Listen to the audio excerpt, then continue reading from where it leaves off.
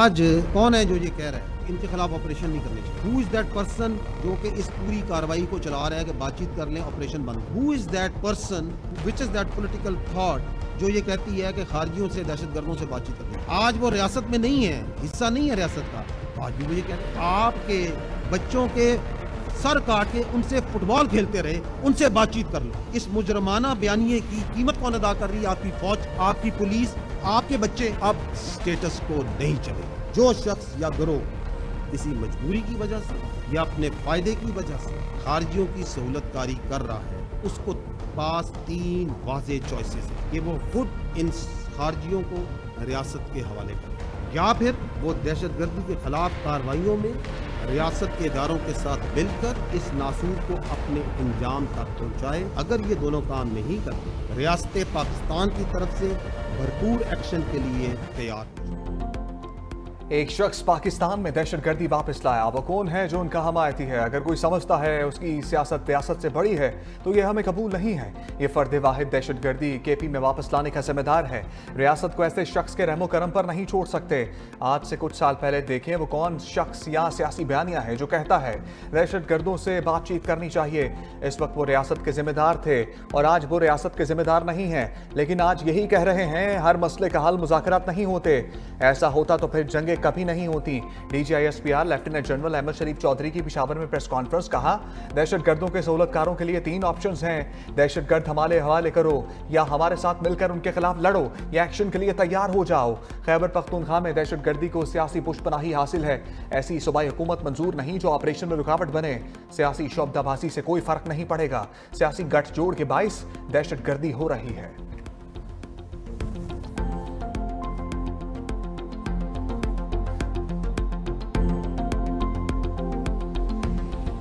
आप अपनी फौज को इस घटिया बयानबाजी, जिसकी अपनी कोई जाती मफाद और कोई गुमराह कुन किस्म का एजेंडा है, उससे पाक रखें और दूर रखें। हमारे लिए तमाम सियासी पार्टियां, तमाम सियासी रहनुमा काबिल एहतराम है, मगर अगर कोई ये समझता है कि उसकी सियासत इस मुल्क की रियासत से बड़ी है, ये हमें कबूल नहीं है। अगर एक फर्द वाहिद ये समझता है कि उसकी ज़ात इस पाकिस्तान से बड़ी है, ये हमें कबूल नहीं है।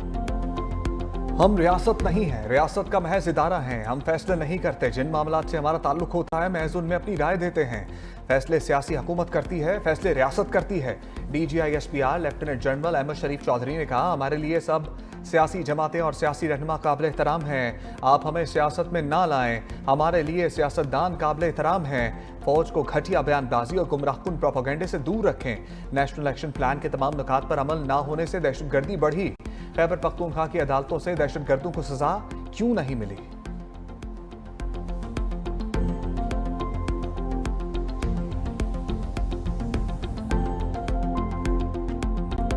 सियासी माफिया के लिए हजारों नॉन कस्टम पेड गाड़ियां हम हैं। अगर स्मगलिंग होती रहेगी तो उसके साथ दहशतगर्दी और धमाका खेज मवाद भी आएगा। DGISPR लेफ्टिनेंट जनरल अहमद शरीफ ने कहा यहाँ होने वाली स्मगलिंग का इल्जाम भी फौज पर लगा दिया जाता है। आज ये बयानिया कहाँ से आ गया कि अफगान महाजरीन को वापस नहीं भेजना? पाकिस्तान और खैबर पख्तूनख्वा में दहशतगर्दी की बजाय गुमराहकुन बयानिया है। उम्मीद है KP के अवाम की हिफाजत के लिए अफगानिस्तान से सिक्योरिटी की भीख मांगने की बजाय सूबे के जिम्मेदारान खुद हिफाजत करेंगे।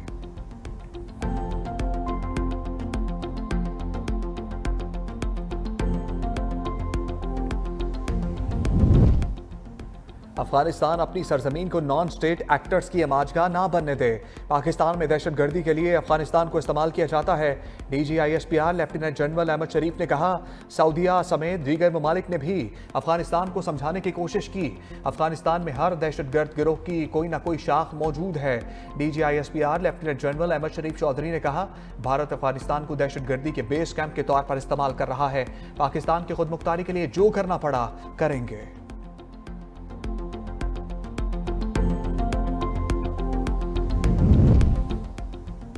तर्जमान पाक फौज ने जनरल फैज के कोर्ट मार्शल में ताखीर पर एतराज मुस्तरद कर दिया। बोले जिसका ट्रायल हो रहा है वो साबिक DGISI है। ये इंतहाई अहम नौयत का मामला है जिसका एक कानूनी तरीकाकार है। फील्ड जनरल कोर्ट मार्शल में ताखीर की परवाह नहीं। इंसाफ के तकाजे पूरे होंगे। अफवाज पाकिस्तान में दिफा के लिए तमाम हुकूक हासिल होते हैं।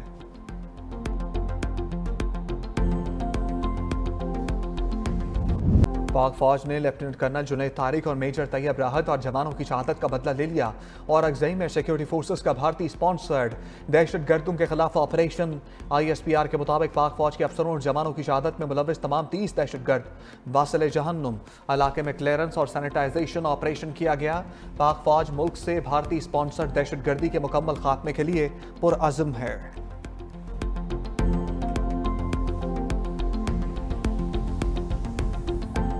अगर हमने इस दहशतगर्दी का मुकम्मल तौर पर इसका खात्मा न किया और इसका सर न कुचला, फौज पाकिस्तान सिपा सलार दिन रात आप लोग जो मेहनत कर रहे हैं, ये मेहनत रायगां चली जाएगी खुदा न खास्ता। ये खवारिज जो हैं हमसाया मुल्क से आकर यहाँ पर दहशतगर्दी के मुर्तकब होते हैं। वक्त आ गया है कि हमें इसके ऊपर ठोस फैसले करने हैं। Enough is enough.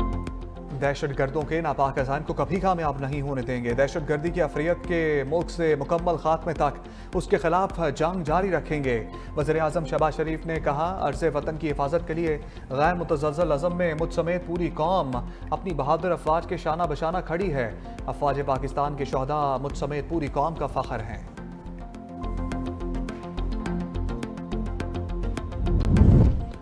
भारत और अफगानिस्तान में दोस्ती की पींगें। भारत का काबुल में सफारतखाना बहाल करने का ऐलान।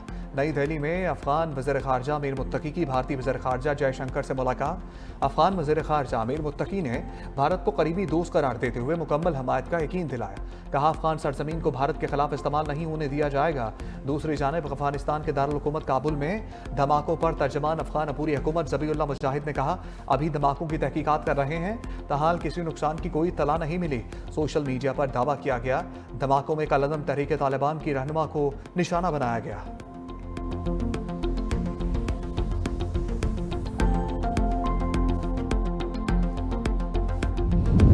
वज़ीर दिफा ख्वाजा आसिफ ने अफगानिस्तान को जवाबी कार्रवाई की वार्निंग दे दी। एक्स पर बयान में लिखा, अफगान सरजमीन में खारजी पाक सरजमीन पर आखिर खून बहाए और पाकिस्तान को इस खून का हिसाब देने के लिए अफगानिस्तान में दाखिल होना पड़े तो वो हमारा हक है। काबुल अब तक कोई जमानत नहीं दे सका कि उनकी सरजमीन हमारे खिलाफ भारत नवाज फितल खवारिज इस्तेमाल नहीं करेगा। हमारी मिट्टी के तकद्दुस को पामाल ना होने दें। हम भी आपकी जमीन पर आंच नहीं आने देंगे।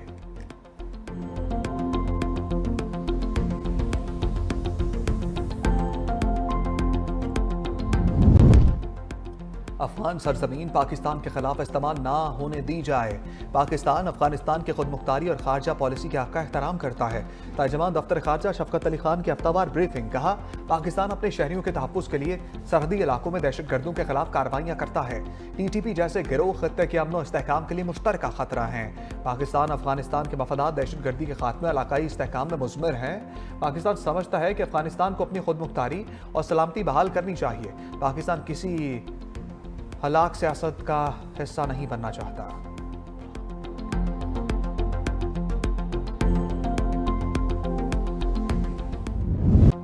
मजहबी जमात की एहतजाज की कॉल पर पंजाब भर में दफ़ा 144 नाफिज। लाहौर इस्लामाबाद और लाहौर सियालकोट मोटरवे मुकम्मल बंद। शाहदरा के मुकाम पर रावी पुल को कंटेनर लगाकर सील कर दिया गया। GT रोड पर मुरीद के गुज्जाबाला समेत मुख्तलिफ मकामात को रुकावटें खड़ी करके बंद कर दिया गया। लाहौर में ऑरेंज लाइन ट्रेन और मेट्रो बस सर्विस भी मुअत्तल। उधर रावलपिंडी के बेशतर सड़कों पर कंटेनर्स लग गए। जुड़वा शहरों के संगम फैजाबाद पर कंटेनर्स का राज। Rawalpindi Islamabad metro bus service मुअत्तल। जुड़वा शहरों को मिलाने वाले तमाम रास्ते सील कर दिए गए। तालीमी इदारे भी बंद रहे। जुड़वा शहरों में मोबाइल और इंटरनेट सर्विस भी ताहुक्म सानी मुअत्तल रहेगी।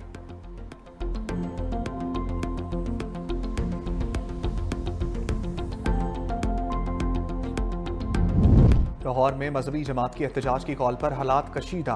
पंजाब यूनिवर्सिटी बंद।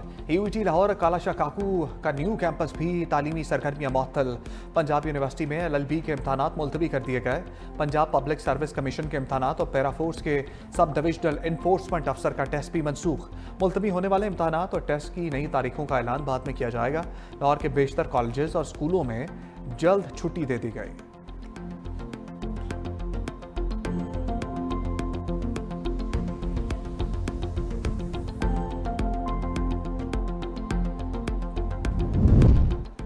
रियासत किसी जत्थे के हाथों ब्लैकमेल नहीं होगी। वज़ीर मुमलिकत दाखिला तलाल चौधरी की 2 टोक वार्निंग। कहा, जत्थों की सियासत और मुतालबात मनवाने की अब कोई गुंजाइश नहीं। पुरअमन एहतजाज हर किसी का हक है, लेकिन इंतशार की इजाज़त नहीं। TLP का एहतजाज समझ से बालातर है। एहतजाज को लीड करने वालों को कानून के कटहरे में लाया जाएगा।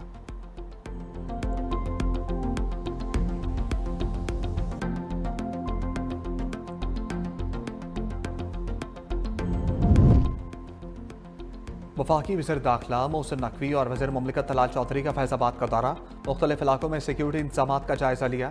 मोहसिन नकवी की इस्लामाबाद पुलिस और फेडरल कांस्टेबलरी के जवानों से मुलाकात, ड्यूटी पर मौजूद जवानों का हौसला बढ़ाया, जवानों से खाने पीने की फराहमी के बारे में पूछा।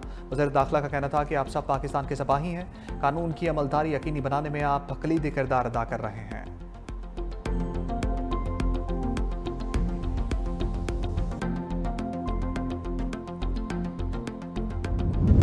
पीपल्स पार्टी का वज़ीर आज़म आज़ाद कश्मीर के खिलाफ तहरीक अदम एतमाद लाने का फैसला। फरियाल तालपुर की ज़ेर सदारत पीपल्स पार्टी आज़ाद कश्मीर की पार्लिमानी पार्टी का इजलास। पीपल्स पार्टी दीगर जमातों के अरकान से मिलकर वज़ारत उज़्मा के लिए अपना उम्मीदवार लाएगी। सरदार याकूब उम्मीदवार मुतवक्के, अपनी फैसला नून लीग पीपल्स पार्टी क़यादत मिलकर करेगी।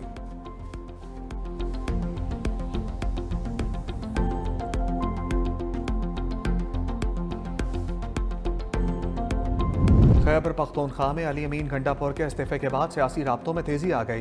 गवर्नर खैबर पख्तूनख्वा फैसल करीम गुंडी और जमीयत उलमा इस्लाम के सरबराह मौलाना फजलुर रहमान की मुलाकात। अली अमीन गंडापुर के इस्तीफे के बाद पैदा होने वाली सूरत हाल पर तबादला ख्याल किया गया।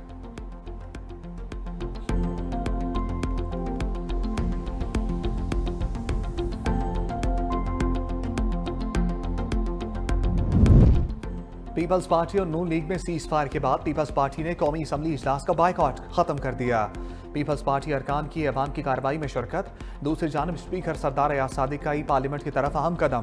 तमाम अरकान को iPad फराहम कर दिए गए।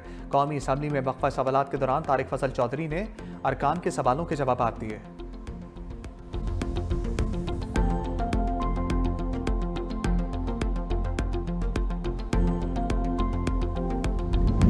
अमरीकी सदर डोनाल्ड ट्रंप हार के भी जीत गए।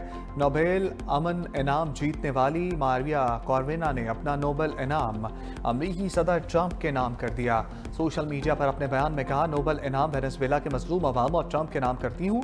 सदर ट्रंप ने हमारी आज़ादी की तहरीक में फैसला कुन किरदार अदा किया। आज पहले से बढ़कर अमरीका के अवाम हमारे साथ हैं, हम फतह की दहलीज पर हैं। नोबेल इनाम वेनेजुएला के अवाम की जद्दोजहद का एतराफ़, आज़ादी की जीत की तरफ कदम है।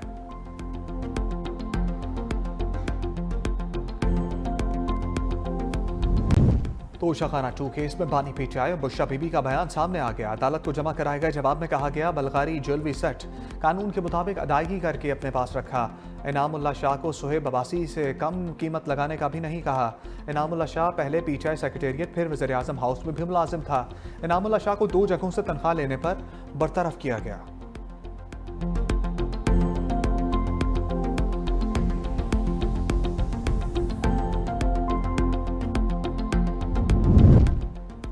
एक हफ्ते में महंगाई की शरह में 0.17% का इजाफा हो गया। महंगाई बढ़ने की सालाना शरह 4.34% रिकॉर्ड। इदारा शुमारियात की हफ्तावार रिपोर्ट जारी। एक हफ्ते में 21 अशिया की कीमतों में इजाफा हुआ, 6 अशिया की कीमतों में कमी और 24 की कीमतें मुस्तहकम रहीं। एक हफ्ते में मुर्गी 8.94%, प्याज 7.47%, आटा 5.74% और अंडे फी दर्जन 2.25% महंगे हुए।